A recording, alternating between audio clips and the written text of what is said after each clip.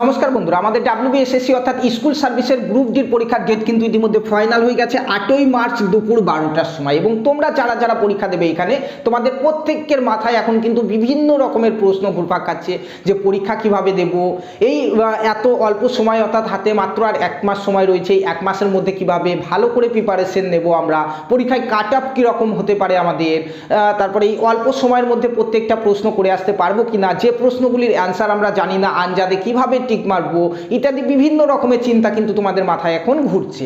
তো এই সমস্ত প্রশ্নের গুলি নিয়ে আলোচনা করব, প্রশ্নের অ্যান্সারগুলি দেওয়ার চেষ্টা করব তোমাদেরকে আজকের এই ভিডিওতে। তো তোমরা যারা যারা WBSSC অর্থাৎ স্কুলের গ্রুপ ডি পরীক্ষায় বসতে চলেছো এই 8ই মার্চ দুপুর 12টার সময়, তোমরা আজকের এই ভিডিওটি প্রথম থেকে শেষ পর্যন্ত দেখে নাও। আশা করি তোমাদের এক্সাম কিন্তু বেটার ভালো হবে, ঠিক আছে?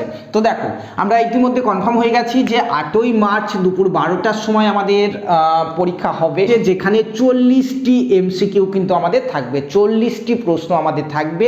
সময় আমাদের বলা হয়েছে এখানে যে 80 মিনিট সময় রয়েছে, যথেষ্ট সময় দিয়েছে, অনেক বেশি সময় দিয়েছে এখানে। 40টি প্রশ্নের জন্য 80 মিনিট সময়, ঠিক আছে? অর্থাৎ প্রত্যেকটি প্রশ্নের জন্য কিন্তু 2 মিনিট করে সময় তোমরা পেয়ে যাচ্ছ। কিন্তু তোমরা 2 মিনিট করে সময় কিন্তু প্রত্যেকটি প্রশ্নের জন্য লাগাবে না। এখানে যেমন জেনারেল অ্যাওয়ারনেস আছে, 20টি এমসিকিউ আসবে। আচ্ছা, তার আগে জেনে নিই যে কী কী প্রশ্ন আমাদের পরীক্ষাতে আসতে চলেছে। দেখো, আমাদের টোটাল 40টি এমসিকিউ থাকবে, 40 নম্বরের পরীক্ষা হবে এবং 80 মিনিট সময় কিন্তু আমরা পাবো, ঠিক আছে?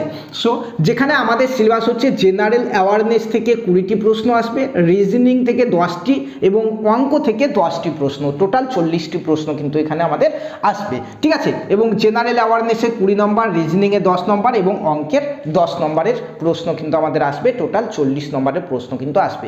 এখন হচ্ছে কাট অফ কত যাবে, কাট অফের কথাটা একটু লাস্টের দিকে তোমাদেরকে বলছি আমি ভিডিওতে। এখন দেখো, আমাদের এই যে জেনারেল অ্যাওয়ারনেস, রিজনিং এবং ম্যাথ, এই যে সকল জায়গা থেকে আমাদের প্রশ্নগুলি আসবে, এগুলি কিন্তু সমস্ত কিছু 8 স্ট্যান্ডার্ড সিলেবাস থেকে কিন্তু আমাদের প্রশ্নগুলি আসবে। সো কোশ্চেন কিন্তু খুব একটা হার্ড হবে না, এটা নিয়ে কেউ চিন্তা করো না। প্রশ্ন কিন্তু খুবই ইজি হবে। এর আগের বছরের প্রশ্নপত্রগুলো যদি তোমরা দেখো তাহলে কিন্তু বুঝতে পারবে প্রশ্ন খুবই ইজি হবে। দীর্ঘ 10 বছর পরে এই পরীক্ষাটি হচ্ছে, তার জন্য তোমরা ভালো করে একটু প্রিপারেশন নেওয়ার চেষ্টা করো। আবার কবে এই পরীক্ষা হবে তার কিন্তু কোনো ঠিক নেই। দেখো, এই জেনারেল অ্যাওয়ারনেসে রয়েছে আমাদের টোটাল 5টা টপিক এবং এই 5টা টপিক থেকে আমাদের টোটাল 20টি এমসিকিউ আসবে, অর্থাৎ এক একটা টপিক থেকে মোটামুটি 4খানা করে এমসিকিউ, অর্থাৎ 4খানা করে প্রশ্ন কিন্তু আসবে। জেনারেল অ্যাওয়ারনেসে থাকছে আমাদের যে 5টি টপিক, তার মধ্যে হচ্ছে ভারতের ইতিহাস ও ভারতের ভূগোল থেকে প্রশ্ন আসবে আমাদের, তার সঙ্গে ভারতের সংবিধান 2 নম্বর টপিক, 3 নম্বর হচ্ছে পশ্চিমবঙ্গের ঐতিহ্যবাহী এবং সমসাময়িক জনপ্রিয় সংস্কৃতি সম্পর্কে প্রাথমিক জ্ঞান, পাশাপাশি রয়েছে খেলাধুলো, যেখানে ভারতের ক্রীড়াক্ষেত্রে সাম্প্রতিক সাফল্য এবং প্রাথমিক কম্পিউটার সাক্ষরতা। এই 5খানা টপিক থেকে কিন্তু আমাদের টোটাল 20টি এমসিকিউ কিন্তু আসবে, এক একটা টপিক থেকে মোটামুটি 4টি করে এমসিকিউ আসবে, ঠিক আছে? বেশ, এবার হচ্ছে আমাদের রিজনিং। এই রিজনিং থেকে টোটাল 10খানা এমসিকিউ আসবে এবং রিজনিংয়েও 5খানা টপিক রয়েছে। কি কি রয়েছে? চিত্রাঙ্কন সিরিজ এবং সিকোয়েন্স রয়েছে, তারপর রয়েছে 4টি উত্তরের মধ্যে শব্দের শ্রেণী বিভাগ রয়েছে, প্রস্তাবনা রয়েছে, ম্যাচিং রয়েছে এবং রক্তের সম্পর্ক রয়েছে। টোটাল 5টা টপিক। এই 5টা টপিক থেকে আমাদের টোটাল 10টা এমসিকিউ, অর্থাৎ প্রত্যেকটি টপিক থেকে মোটামুটি 2টি করে এমসিকিউ অর্থাৎ প্রশ্ন কিন্তু আসবে। যে 10টা এমসিকিউ 10 নম্বরের থাকবে আমাদের, ঠিক আছে? এরপরে হচ্ছে আমাদের অঙ্কতেও কিন্তু 5খানা টপিক রয়েছে এবং প্রত্যেকটি টপিক থেকে আশা করি 2টো করে কোশ্চেন কিন্তু আমাদের আসবে, যেখানে গড় শতকরা, গসাগু লসাগু, অনুপাত সমানুপাত এবং সরল সুদ, এই 5খানা টপিক কিন্তু রয়েছে এখানেও 5টা টপিক থেকে কিন্তু প্রত্যেকটা টপিক থেকে 2টো করে এবং এখানে 5খানা টপিক, এক একটা টপিক থেকে 4টা করে প্রশ্ন তুমি ধরে নাও, টোটাল 40টি এমসিকিউ কিন্তু আমাদের আসবে, ঠিক আছে?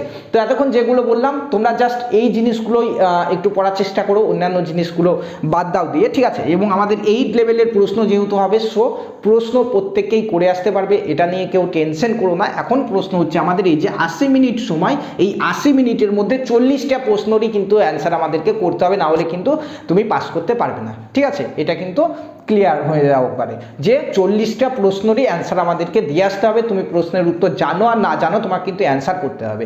আনজাদে এমসিকিউ প্রশ্নের, অর্থাৎ চাকরির পরীক্ষাতে আনজাদে এমসিকিউ প্রশ্নের যে প্রশ্নগুলি উত্তর তুমি জানো না, কিভাবে আনজাদে টিক মারবে তার কিছু লজিক রয়েছে, ট্রিক্স রয়েছে, তার ভিডিও অলরেডি আমরা আগে বানিয়ে দিয়েছি। তোমরা এখন চাইলে আই বাটনে ক্লিক করে দেখতে পারো, কিংবা তোমরা এই ভিডিওর একদম শেষে তোমরা সেই ভিডিওটি দেখতে পাবে, সেটি কিন্তু অবশ্যই একবার দেখে যাবে পরীক্ষার আগে তোমরা। কারণ যে সকল প্রশ্নের উত্তরগুলি তোমরা পারবে না, জানো না, সেই সকল প্রশ্নের উত্তরগুলি আনজাদে কিভাবে টিক মারবে তার কিছু টেকনিক রয়েছে, সেই সম্পর্কে আমি আলোচনা করে দিয়েছি।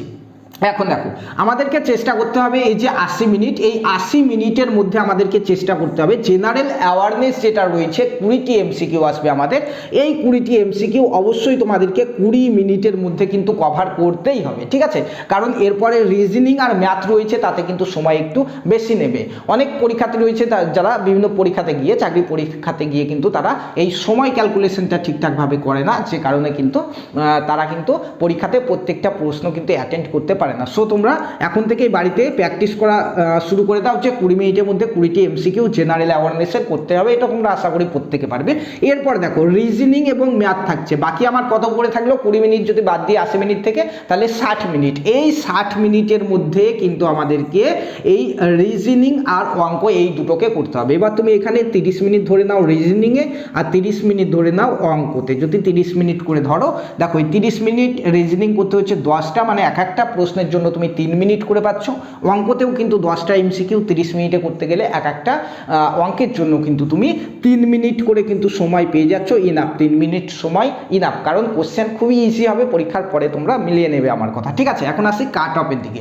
কাট অফ কিন্তু তোমাদের একদম হাই হবে, একদম হাই হবে, মিলিয়ে নিও কথা, ঠিক আছে? 40 নম্বরের পরীক্ষা হচ্ছে, 40 নম্বরের মধ্যে কাট অফ আশা করি মোটামুটি 38, 39, 40 এর মধ্যেই কাট অফ থাকবে সর্বনিম্ন। যদি তার থেকেও কম হয়, খুব জোর তোমার এখানে 37, খুব জোর 37, মানে চান্স কম 37-এর।